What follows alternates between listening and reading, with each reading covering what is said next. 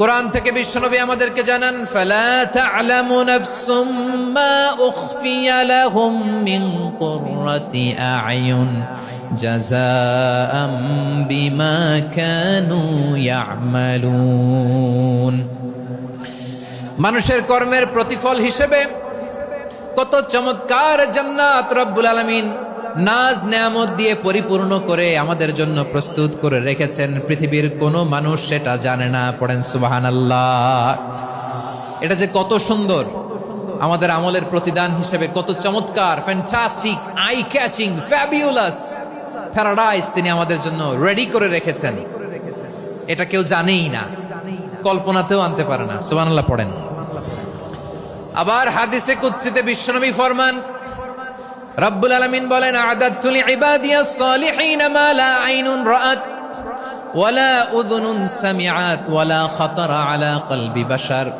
আল্লাহ বলেন, আমার নেককার বান্দাদের জন্য এমন চমৎকার জান্নাত আমি রেডি করে রেখেছি, মা লা আইনুন রাআত, কোন চোখ সে জান্নাতকে দেখে নাই, ওয়ালা উযুনুন সামিআত, কোন কর্ণকুহর সেই জান্নাতের আওয়াজ শুনে নাই, ওয়ালা খাতারা আলা কলবি বাশার, মানুষ কল্পনাতেও জান্নাতের ছবি আঁকতে পারে না। সুবহানাল্লাহ, কল্পনাতেও ছবি আঁকতে পারে না। পৃথিবীর যত বিখ্যাত বিখ্যাত ডিজাইনাররা আছে সবাইকে একসাথে বসিয়ে যদি আমরা বলি, জান্নাতে যে চেয়ারের মধ্যে আমরা বসবো, এই চেয়ারের একটা ডিজাইন করেন তো, কোটি কোটি ডিজাইনকে একসাথে করা হলেও জান্নাতের একটা চেয়ারের ডিজাইন হবে? প্রিয় সিলেট, আওয়াজ করে বলো, জান্নাতের একটা চেয়ারের ডিজাইন তারা করতে পারবে না। কেমন জান্নাতে আমরা যাব? বিশ্বনবী কিভাবে জান্নাতকে আমাদের সামনে চিত্রায়িত করেছেন, পোট্রে করেছেন। তিনি বলেছেন, জান্নাতীরা যখন জান্নাতে ঢুকবে, ফেরেশতারা জান্নাতীদেরকে বলবে, ওয়া ইন্না লাকুম আন তাসিহু ফালা তাসকামু আবাদা। ও জান্নাতীরা, তোমরা আজীবন সুস্থ থাকবা, কোনোদিন অসুস্থ হবা না। সুবহানাল্লাহ বলেন। আচ্ছা, আজকের এই মাহফিলে যারা এসেছেন কোনোদিন অসুস্থ হন নাই, এরকম কে কে আছেন? হাত তোলেন তো দেখি। ওই যে হাত তুলছে, পাওয়া গেছে, চির সুস্থ। তোমরা কোনোদিন অসুস্থ হও নাই? অসুস্থ হও নাই? তা তুমি আর জান্নাতে যে কি করবা?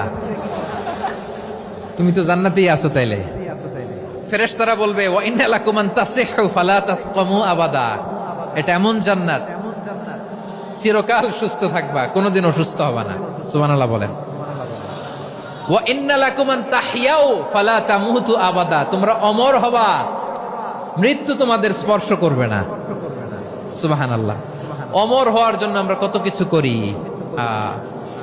জান্নাতে গেলে অমর হওয়া যাবে, ঠিক কিনা বলেন?